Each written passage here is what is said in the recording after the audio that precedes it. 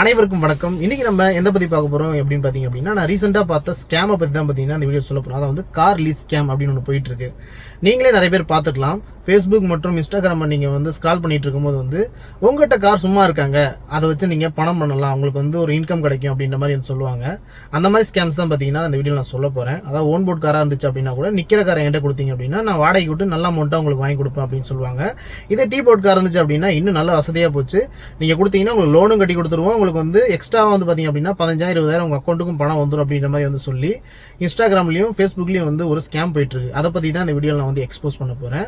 அதுக்கு முன்னாடி இதை பத்தி பேசுறதுக்கு நான் ரைட் பர்சன் அப்படின்னு கேட்டீங்க அப்படின்னா கண்டிப்பா நான் ரைட் பர்சன் தான் சொல்லுவேன். ஏன்னா நான் இந்த யூடியூப் மட்டுமே எனக்கு பெரிய இன்கம் கிடையாது. நான் இன்னொரு பிசினஸ் பண்றேன். அது பாத்தீங்க அப்படின்னா கேப் பிசினஸ் சொல்லலாம். பல வருடங்களா பண்ணிட்டு இருக்கேன். நானுமே கேப் ஓட்டுறேன். அப்படி இருக்கும்போது இதை பத்தி பேசுறதுக்கு நான் ரைட் பர்சன் சொல்லுவேன். அது மட்டும் இல்லாம எனக்கு ஒரு பர்சனல் எக்ஸ்பீரியன்ஸ் இருக்கு. என் தம்பியுமே இந்த மாதிரி காரை லீஸ்க்கு கொடுத்து ஏமாந்துருக்கான். அது ஒரு பெரிய ஸ்டோரி. அதை பத்தியுமே பாத்தீங்க அப்படின்னா உங்களுக்கு வீடியோ வேணும்னா சொல்லுங்க, ஒரு தனி வீடியோ அப்லோட் பண்றேன்.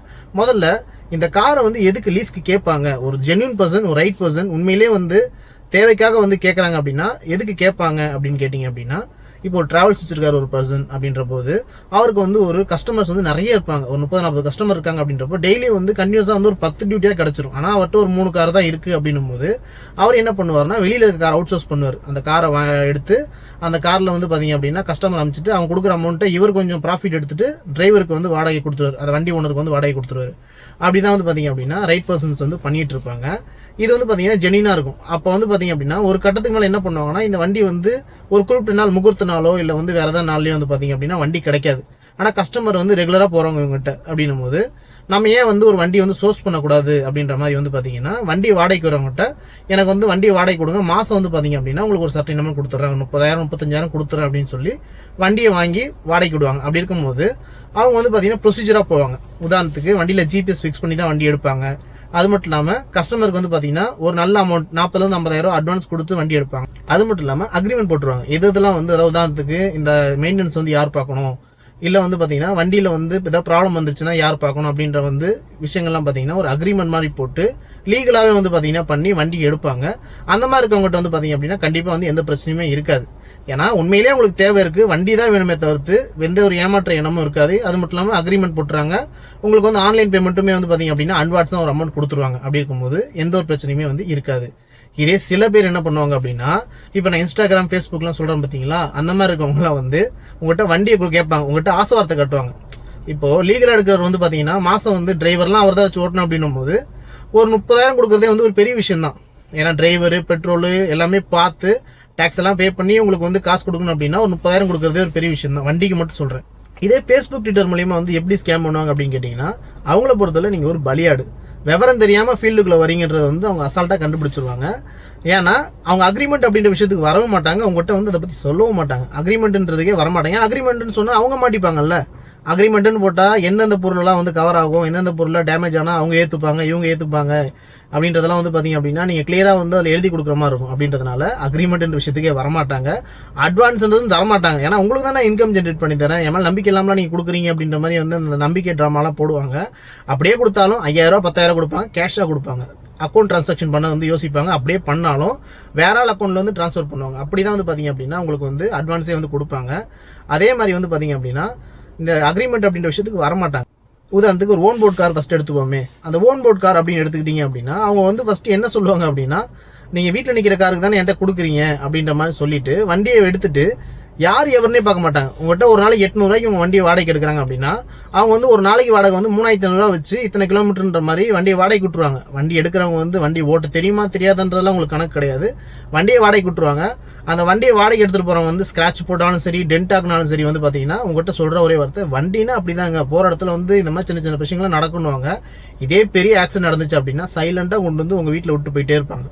என்ன சொல்லுவாங்கன்னா வண்டினா அப்படிதாங்க இருக்கும், நீங்க இன்சூரன்ஸ் கிளைம் பண்ணிக்கிங்க அப்படின்ட்டு போவாங்க. இதை நீங்க இன்சூரன்ஸ் கிளைம் பண்றீங்க அப்படின்னா அவன் ஏகப்பட்ட கேள்வி கேட்பான். யார் எடுத்துட்டு போனது, எங்க டேமேஜ் ஆச்சு, டேமேஜ் ஆன இடத்துல போட்டோ எடுத்தீங்களா அப்படின்னு சொல்லி இன்சூரன்ஸ் கிளைம் ஆகிறதுலயும் பிரச்சனை. அதே மாதிரி பாத்தீங்க அப்படின்னா நீங்க எப்படிங்க வண்டியை ரெண்ட் கொடுவீங்க, இது லீகலா ஏதாவது பண்ணீங்களான்னு கேட்டு கிளைமும் தர மாட்டாங்க. அதனால பாத்தீங்கன்னா ஓன் போர்ட் காருக்கு இந்த பிரச்சனைகள் இருக்கு. இதே டீ போர்ட் கார் அப்படின்னா ரொம்ப பெரிய விஷயம். ஏன்னா அவங்களோட வாழ்வாதாரமே அதுல தான் இருக்கு அப்படின்னு சொல்லுவேன். டீ போர்ட் கார் பொறுத்தவரை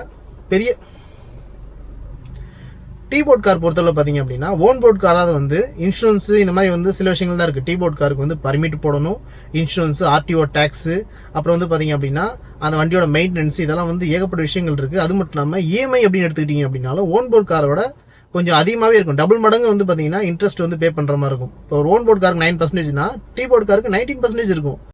இதே வந்து ஓன் போர்ட் காருக்கு பார்த்தீங்கன்னா இன்சூரன்ஸ் வந்து பார்த்தீங்கன்னா 10,000 ரூபாய்னா டீ போர்டுக்கு வந்து 30,000 ரூபாய். இந்த அளவுக்கு வந்து பார்த்தீங்கன்னா எக்ஸ்பென்சிவான ஒரு விஷயம் தான் வந்து பார்த்தீங்கன்னா இந்த டீ போர்ட் கார். அப்படி எதுக்கு எக்ஸ்பென்சிவாக அந்த டீ போர்டு எடுக்கணும்? ஓன் போர்ட்லேயே வந்து சம்பாதிக்கலாமே இந்த மாதிரி வாடகை கூட்டு அப்படின்னு நினச்சிங்க அப்படின்னா அங்கே தான் ஒரு செக் இருக்குது. சில கம்பெனிஸ், அப்புறம் வந்து பார்த்தீங்கன்னா சில கம்பெனிஸ்ன்றதோட பல கம்பெனிஸ் வந்து பார்த்தீங்க அப்படின்னா இந்த டீ போர்ட் கார்ஸ் தான் கேட்குறாங்க. லீகலாக வந்து டீ போர்டு கமர்ஷியலாக ரிஜிஸ்டான கார்ஸ் கேட்குறாங்க, ஐடி கம்பெனிஸ் இந்த மாதிரி கம்பெனிஸ்லாம். அது மட்டும் இல்லாமல் ஓலா, ஊபர் இந்த மாதிரி ஆப்பில் ஓட்டணும்னாலும் வந்து கமர்ஷியல் வெஹிக்கிளுக்கான டாக்குமெண்ட்ஸ் ப்ரொவைட் பண்ணால் தான் உங்களால் அட்டாச்மெண்ட்டே பண்ண முடியும். அதனால தான் வந்து பார்த்தீங்க அப்படின்னா இந்த டீ போர்டுக்கு ஒரு ஃபேமஸான விஷயங்களாக இருக்குது. டீ போர்ட் காரையுமே வந்து கேட்குறாங்க. இந்த டீ போர்ட் காரை வந்து எப்படி வந்து உங்கள்கிட்ட கேட்கறதுக்கு வந்து அவங்க ஸ்கேம் பண்ணுவாங்க அப்படின்னா இந்த யூடியூப், ஃபேஸ்புக், அப்புறம் வந்து பார்த்தீங்க அப்படின்னா இந்த இன்ஸ்டாகிராம்லலாம் வந்து பார்த்தீங்கன்னா அவங்க வந்து ஒரு 10 காரை வந்து லைனாக ஓட பிஜிஎம் போட்டிருப்பாங்க. உதாரணத்துக்கு பார்த்தீங்க அப்படின்னா இது மாதிரி வந்து கார் வாங்கி ஏமாத்திருப்பாங்க இல்லையா, அவங்க கார் பின்னாடி இவங்க ஸ்டிக்கரை ஒட்டிட்டு இதெல்லாம் வந்து எங்கள் கார் தான், எல்லாம் வந்து எங்கள் அட்டாச்மெண்ட்ல இருக்காரு, நான் ஒரு நாளைக்கு 4,000 5,000 சம்பாதிக்கிறேன், 8,000 வரையும் கூட சம்பாதிக்கிறேன், சில பேர் வீடியோ போட்டிருப்பாங்க. இந்த மாதிரிலாம் சொல்லும் போது சொல்லிட்டு உங்களுக்கும் வந்து நான் இன்கம் ஜென்ரேட் பண்ணி தரேன், நான் ஒரு நாளைக்கு 5,000 8,000 சம்பாதிக்கும் போது உங்களுக்கு வந்து ஒரு 1,000 ரூபாய் 1,000 கொடுக்க முடியாதா, 45,000 ஒரு 50,000 கூட வந்து கொடுக்க முடியும்னு சொல்லி சில பேர் வந்து சொல்றாங்க. இப்படிலாம் சொல்லி ஸ்கேம் பண்ணி ஆசை வார்த்தை காட்டும் போது இதுக்கு வந்து டிரைவர்ஸ் மாட்ட மாட்டாங்க, காமன் மேன் தான் மாட்டாங்க. ஏன்னா டிரைவர்ஸ்க்கு வந்து ஃபீல்டை பத்தி தெரியும். காமன் மேன் என்ன பண்ணார் தெரியுமா, ஒரு 40,000 35,000 சம்பளத்துக்கு போயிட்டு இருக்கவர், ஆஹா இது நல்ல இன்கமா இருக்கு, லோன் அவங்களே கட்டிக்கிறாங்க, நமக்கு வந்து 45,000 அப்படின்னும் போது மிச்ச காசு 20,000 25,000 நமக்கு அக்கௌண்ட்டுக்கு வந்துருது அப்படின்றத நினைச்சு அவர் என்ன பண்ணுவாங்கன்னா வீட்டில் இருக்க ஜுவல்ஸை கொஞ்சம் போய் அடமானம் வச்சுட்டு அது முன்பணமாக கட்டி ஒரு வண்டி எடுத்து இஎம்ஐ போட்டு இவங்ககிட்ட கொடுப்பாங்க.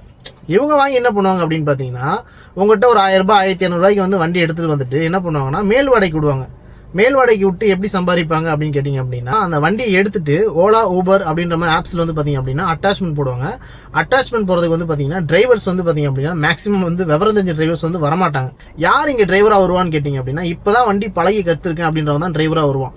ஏன்னா இப்போ இருக்க ரூல்ஸ் படி வந்து பார்த்தீங்க அப்படின்னா ஒரு லைட் லைசன்ஸ் வச்சுவே வந்து பார்த்தீங்கன்னா கேப் ஓட்டலாம் அப்படின்றது வந்து பார்த்தீங்கன்னா கோர்ட் ரூல்ஸ் வந்து இருக்குது. அப்படின்னும் போது லைட் லைசன்ஸ் வச்சு ஓலா ஊபரில் அட்டாச்மெண்ட் பண்ணலாம். அப்படின்னும் போது பண்ணிட்டு புது டிரைவர் வந்து எடுத்துகிட்டு வந்து விடுவாங்க. அவன் என்ன பண்ணுவான் அப்படின்னா வண்டி ஓட்ட தெரியாது, கொண்டு போய் எங்கேயா ஸ்க்ராட்ச் போடுவான், இடிப்பான். சில இடத்துல வந்து பெரிய ஆக்சிடென்ட் ஆச்சுன்னா கூட வந்து பார்த்தீங்கன்னா சைலண்டாக கொண்டு வந்து உங்கள் வீட்டில் வண்டியை விட்டுட்டு போயிட்டே இருப்பாங்க.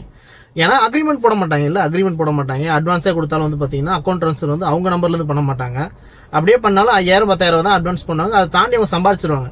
அப்படி இருக்கும் பட்சத்தில் ஏதாவது ஆக்சிடென்ட் ஆச்சுன்னா கூட வந்து எந்த பொறுப்பு இல்லைன்ட்டு போயிட்டே இருப்பாங்க. அது மட்டும் இல்லாமல் முதல்ல அந்த ஒரு மாதத்துக்கான இன்கமே உங்களுக்கு கொடுக்க மாட்டாங்க. இல்லை ஒரு மாதம் மட்டும் கொடுத்துட்டு ஆசையை காட்டிட்டு மிச்சம் இருக்க மாதம்லாம் கொடுக்க மாட்டாங்க.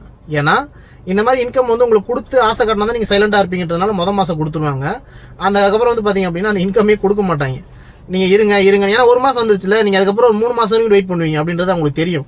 அப்படின்னா இன்கம் வெயிட் பண்ணி 4ஆவது மாதம் வந்து வண்டியை கொண்டு கொடுத்துருவாங்க. அந்த 3 மாதம் இன்கம் வந்து பார்த்தீங்கன்னா நஷ்டத்தில் போயிடுச்சு, வண்டியை ஓடலை அப்படின்ற மாதிரி சொல்லி உங்கள்கிட்டயே கணக்காட்டிட்டு அந்த இன்கம் வந்து என்ன பண்ணுவாங்க அப்படின்னா டிரைவர்ஸ்ட்டு வந்து வாங்கி அவங்க வந்து அவங்களோட செலவுக்கு வச்சுக்கிட்டு உங்களை ஸ்கேம் பண்ணிடுவாங்க. இந்த மாதிரி பல விஷயங்கள் வந்து பார்த்தீங்க அப்படின்னா லீஸ்க்கு இருக்கிறது நடக்குது. அதனால ஒரு வண்டியை நீங்கள் வந்து வாடகைக்கு விட போறீங்க அப்படின்னாலே வந்து பார்த்தீங்க அப்படின்னா அது உங்கள் வாழ்வாதாரமாக நினைக்கிறீங்க அப்படின்ற பட்சத்தில் கண்டிப்பாக அக்ரிமெண்ட் போடுங்க.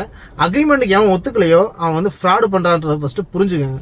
ஏன்னா அக்ரிமெண்ட் போட்டிங்க அப்படின்னா கண்டிப்பாக ஆதார் கார்டை வந்து ஜெராக்ஸ் வைக்கணும், அப்புறம் வந்து பார்த்தீங்கன்னா அவங்க அட்ரஸ் ப்ரூஃப் ஜெராக்ஸ் வைக்கணும். இதெல்லாம் வச்சு தான் நீங்கள் அக்ரி பண்ண முடியும். அது மட்டும் இல்லாமல் மெயின்டெனன்ஸ் வந்து யார் பார்க்கணும், வண்டி இடிச்சா யார் பொறுப்பு, இதெல்லாம் வந்து அந்த அக்ரிமெண்ட்டில் இருக்கும். அது மட்டும் இல்லாமல் அக்ரிமெண்ட் போடும்போது நல்ல அமௌண்ட் கொடுக்கணும். 30,000 40,000 ரூபா அட்வான்ஸ் கொடுக்குறேன்னு சொல்லி தான் அவங்க போட முடியும்.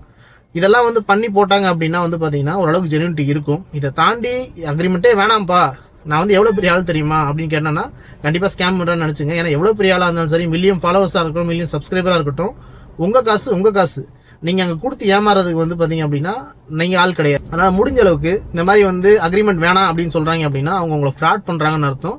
காரை கொடுக்காதீங்க.